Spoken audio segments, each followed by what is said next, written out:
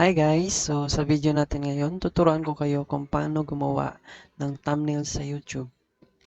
Yung gamit ko pala na software sa pag-edit ng mga thumbnails ko is Adobe Photoshop CS6. Bakit nga ba kailangan natin gumawa ng effective na thumbnail para sa ating mga videos? Siyempre guys, to attract more subscribers and viewers para sa ating channel.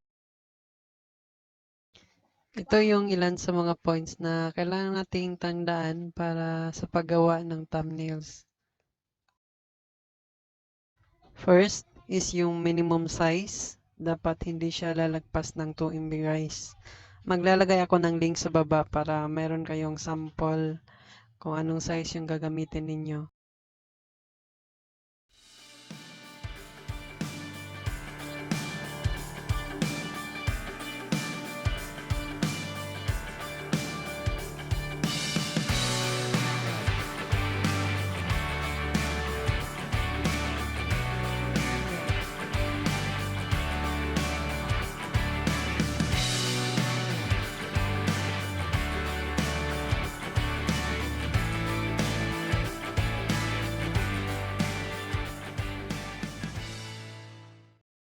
Next guys is yung concept. Yung concept guys, depende yun sa kung anong content or video yung ginagawa ninyo ha. Sa sample natin is, yung content na gagawan ko ng thumbnail is about food. So, set up nyo lang siya or kuha kayo ng pwede nyong gawing highlight sa thumbnail ninyo.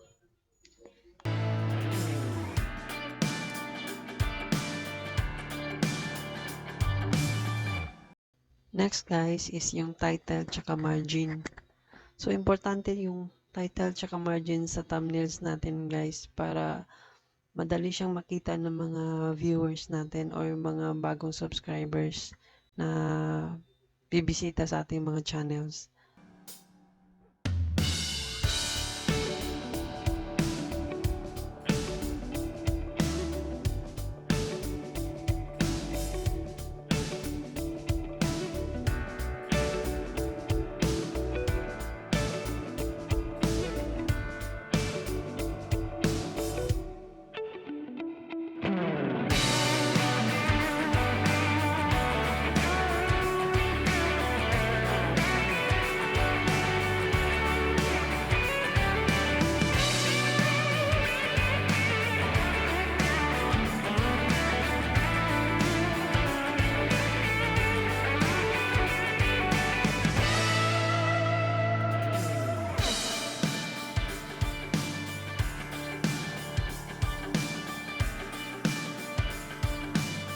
Pwede kayo mag-search ng mga magagandang fonts sa www.thefont.com.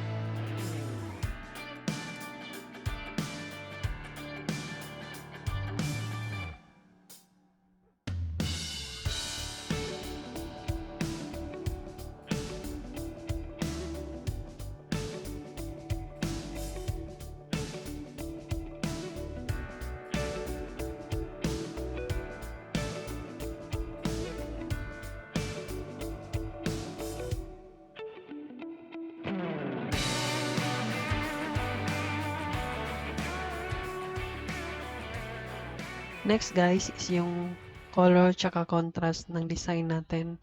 Importante kasi yung color tsaka contrast kasi para madali siyang mabasa ng ating mga subscribers or mga bagong viewers na magse-search sa YouTube. So, kung maganda yung color tsaka contrast ng design mo, mas madali siyang makita ng mga subscribers natin tsaka magiging more interesting sila kung anong laman ng content ng video ninyo. ito yung sample ng mga color na pwede nyong gamitin or hindi nyo pwedeng gamitin.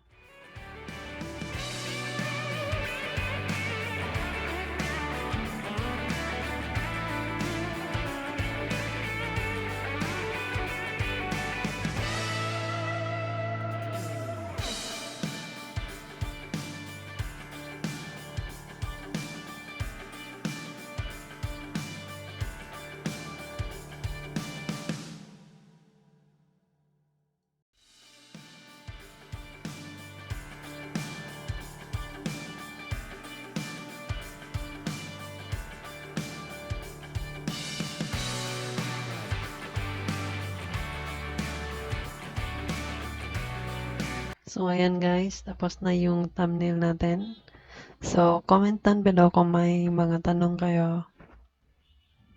Thanks for watching. Bye!